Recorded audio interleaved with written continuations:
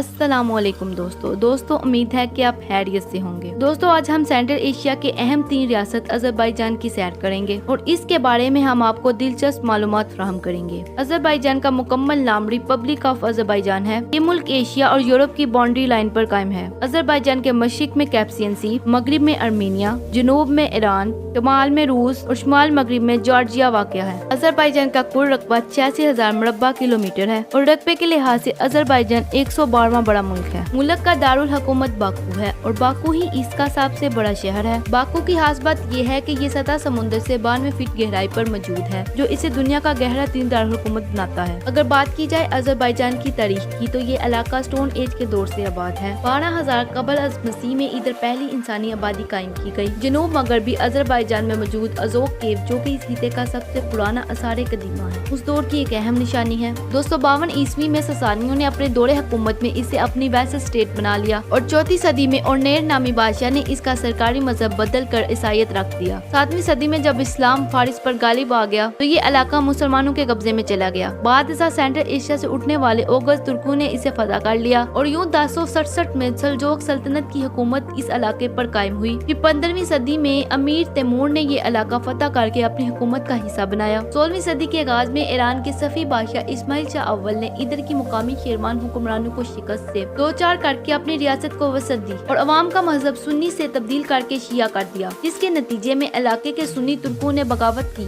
مگر انہیں کچھ خاص پذیرائی نہ مل سکی۔ صفی خاندان کے زوال کے بعد روس نے بھی کچھ عرصہ ادھر حکومت کی، مگر 19ویں صدی تک یہ علاقہ ایران ہی کے زیر اثر رہا۔ 19ویں صدی میں ایران میں قجار خاندان کی حکومت تھی۔ 1824 سے 1826 میں روس اور ایران کے درمیان آذربائیجان اور ارمینیا کے علاقے پر تسلط کے لیے جنگ ہوئی، جس کے نتیجے میں روس جیت گیا۔ معاہدے کے بعد دریائے اراس کو ایران اور روس کے درمیان بارڈر بنایا گیا، جو آج تک ایران اور آذربائیجان کے درمیان انٹرنیشنل بارڈر ہے۔ دوستو ورلڈ وار 1 کے بعد جب رشین امپائر ٹوٹ پھوٹ کا شکار تھا تو ارمینیا، آذربائیجان اور جارجیا کے علاقوں نے مل کر ٹرانسکاکیشین ڈیموکریٹک فیڈریٹو ریپبلک بنائی، جو جلد ہی 1918 میں مظاہروں اور قتل عام کی وجہ سے ختم ہو گئی۔ مارچ 1920 میں رشین لیڈر ولادیمیر لینین نے ریاست پر حملہ کیا اور کہا کہ سوویت روس کا باکو کے تیل کے بغیر گزارا نہیں ہو سکتا، اور یوں آزاد آذربائیجان 23 ماہ کی آزادی کے بعد آذربائیجان سوویت سوشلسٹ ریپبلک بن گیا۔ ورلڈ وار 2 کے دوران آذربائیجان نے روس کے ٹوٹل تیل کا 80% سپلائی کیا۔ اس کے علاوہ ملک کی 20% آبادی نے میدان جنگ میں شرکت کی اور تقریباً 2.5 لاکھ شہری مارے بھی گئے۔ جہاں تک ملک کی آزادی کا تعلق ہے تو آذربائیجان نے 30 اگست 1991 میں سوویت روس سے آزادی کا اعلان کیا۔ آزادی کے فوراً بعد ناگورنو کاراباخ کا مسئلہ شروع ہو گیا۔ آذربائیجان اور ارمینیا کے درمیان اس پر جنگ شروع ہو گئی۔ یہی تک آذربائیجان کے کنٹرول میں ہے، لیکن ادھر اکثریت نسلی ارمینیوں کی ہے اور ارمینیا باغیوں کو سپورٹ کرتا ہے۔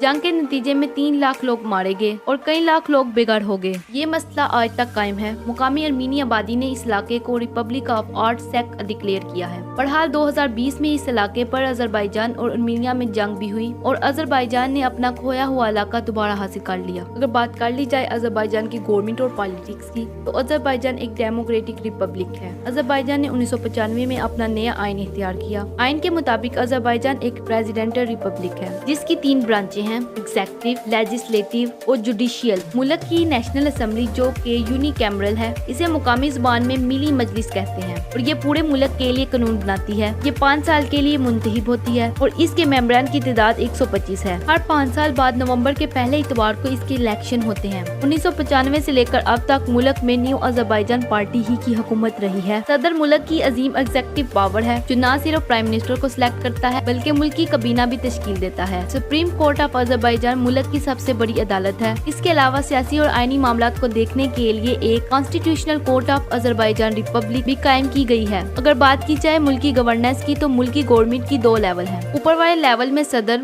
وزیر اعظم اور کابینہ کے علاوہ سینئر افسران بھی شامل ہیں۔ اس کے علاوہ ملک میں 1600 سے زائد بلدیہ میونسپلٹیز ہیں، جو کہ لوور ٹائر آف گورنمنٹ میں آتی ہیں اور لوکل لیول کے معاملات نیچے ہی حل ہو جاتے ہیں۔ ملک کی الیکشن بظاہر تو جمہوری لگتے ہیں، لیکن فریڈم ہاؤس کے مطابق آذربائیجان کے الیکشن صاف اور شفاف शफाफ नहीं होते। इल्हाम अलीयोव 2003 से मुल्क की सदर हैं, इसलिए फ्रीडम हाउस ने मुल्क को 100 में से 9 स्कोर दिए हैं। आजादी के बाद अजरबैजान ने बहुत तेजी से दूसरे ममालिक से ताल्लुकात कायम किए। इसराइल, पाकिस्तान, तुर्की, ईरान और यूएस ने सबसे पहले इसे न सिर्फ तस्लीम किया बल्कि म्यूचुअल डिप्लोमेटिक मिशन भी कायम किए। तुर्की के साथ अजरबैजान का रिलेशनशिप जरा स्पेशल है। अजरबैजान अब तक 160 ममालिक से सफारती ताल्लुकात रखता है और 36 इंटरनेशनल ऑर्गेनाइजेशन का मेंबर है। अजरबैजान की मॉडर्न आर्मी सोवियत दौर से पहले 1918 में अजरबैजान डेमोक्रेटिक रिपब्लिक के दौर में बनी। 1991 में जब अजरबैजान मार्ज वजूद में आया तो arm forces of Republic Azerbaijan एक कानून के मुताबिक बनाई गई। 2022 तक अजरबैजान की टोटल इलेक्टिव फौज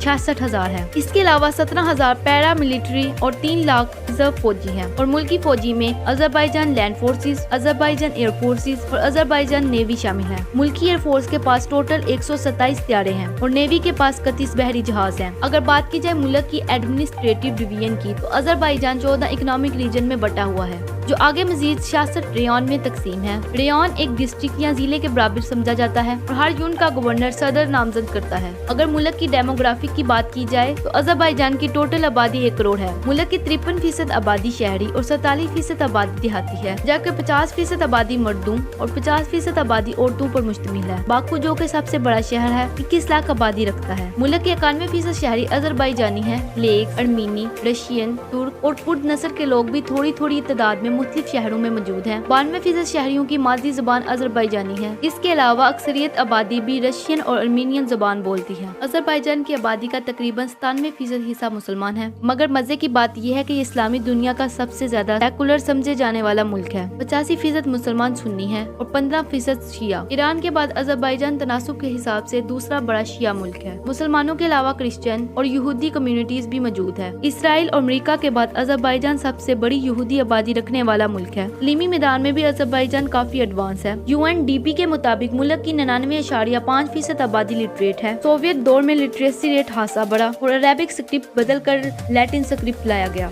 दोस्तों, मुल्क में 9वीं जमात तक तालीम कंपलसरी है। 1991 में आजादी के बाद Azerbaijan IMF, world bank, Asian development bank और इस्लामी डेवलपमेंट बैंक का मेंबर बन गया। 1992 में मुल्क का सेंट्रल बैंक कायम किया गया। मुल्क की करेंसी का नाम मन्नत है और मुल्क की मईशत दुनिया की 17वीं बड़ी मईशत है। 2022 में अजरबैजान का GDP $73 बिलियन है। तेल का अजरबैजान की इकोनॉमी में अहम किरदार है। GDP में इसका हिस्सा 80% है। मुल्क का 2/3 हिस्सा तेल और गैस की दौलत से मालामाल है। ज़रिए लिहाज से कुदरत ने अजरबैजान को काफी नवाजा है। मुल्क की 55% जमीन ज़री है। मुल्क के 3 अहम तरीन ज़री पैदावार में कॉटन, तंबाकू और अंगूर शामिल है। इसके अलावा सिट्रस फ्रूट और सब्जियां भी बड़े पैमाने पर उगाई जाती हैं। अजरबैजान की सियाहती इंडस्ट्री भी मुल्क की इकोनॉमी का अहम जुज है। 1980 से पहले मुल्क में बेतहाशा सियाहती मकामात की वजह से शोहरत रखता था, लेकिन 1990 की दहाई में जंग की वजह से सियाहत को भरपूर नुकसान पहुंचा, मगर हाल ही में इस सेक्टर में तरक्की दिखाई दी है। मसलन 2017 में वर्ल्ड ट्रैवल और टूरिज्म काउंसिल ने अजरबैजान को faster developing travel and tourism economy का एजाज दिया। बाकू शहर सबसे अहम डेस्टिनेशन है। वॉल सिटी ऑफ बाकू में तकरीबन 50 से ज्यादा तरीही इमारत, मज़ारात, मसाजिद और मीनार हैं। ये सब माजी की अजमत का मुंह बोलते सबूत हैं। आतिशगाह ऑफ बाकू भी एक मशहूर सियाहती मुकाम है। ये मंदिर हिंदुस्तान से ताल्लुक रखने वाले हिंदू, सिख और पारसी ताजरों ने बनाया। मुल्क में मौजूद नेशनल पार्कों में से गोबिस्तान नेशनल पार्क, जो बाकू के जनूब मगरब में वाक़या है, सबसे ज्यादा मशहूर है। ये अपने गदले आतिशफिशा, कुछ चट्टानों और पुराने गारों की वजह से अवाम में मकबूल है। दीगर मुकामात में मार्टकान के किले और शाकी हानू का महल मशहूर है। इसके अलावा गुबाला और गुसार इलाकों में अक्सर कोहे पिमा पहाड़ों को सर करने के लिए 20 मुल्क का रुख करते हैं। वैसे तो बाकू में national art museum of Azerbaijan और Baku museum of modern art मौजूद है, लेकिन मुल्क का खास म्यूजियम अजरबैजान कारपेट म्यूजियम है, जो मुल्क की कलीन और कारपेट की मुकम्मल तस्वीर अवाम तक पहुंचाता है। अजरबैजान के कल्चर पर बहुत से दूसरे कल्चर की गहरी छाप रही है और लोकल कल्चर अब महज देहाती इलाकों तक महदूद हो गया है। जुदा अजरबैजानी कल्चर पर ईरान, तुर्की, रूस, मगरब, शाम और लोकल कल्चर की छाप मौजूद है। म्यूजियम, आर्ट, लिटरेचर, आर्किटेक्चर और नरोज इसके अहम जुज हैं। नरोज फारसी नई साल के पहले दिन पर जश्न के तौर पर मनाया जाता है। पूरे मुल्क में 5 दिन के लिए छुट्टी दी जाती है। अगर बात की जाए फोक म्यूजिक की तो मुगम, मेहाना और आशिक तीन अहम इकसाम हैं। इसके अलावा अजरबैजान के क्लीन अपनी नफासत और नक्श नकारी की वजह से पूरी दुनिया में अपनी एक अलग पहचान रखते हैं। बात कर ली जाए खाने की तो अजरबैजान के लोग खानों में सब्जियां भरपूर इस्तेमाल करते हैं। पुदीना, धनिया, हरी प्याज और अजवाइन वसी पैमाने पर जेरे इस्तेमाल है। जाफरान पुलाव मुल्क की सबसे मशहूर डिश है। इसके अलावा कैप्सियन सीड से कुर्त की वजह से मछली भी खुराक का हिस्सा होती है। ब्लैक टी कौमी मशरूब है। इसके अलावा जोश पाज सूप, जोश पाड़ा हलवा और कतब नामी डिश मशहूर है। उम्मीद करती हूँ कि इस वीडियो से आपको दिलचस्प मालूमात मिली होंगी। अगर वीडियो अच्छी लगी तो इसको लाइक करें और YouTube channel knowledge with Ruby को सब्सक्राइब करें ताकि आने वाली हर वीडियो आपको बाकायदगी से मिलती रहे।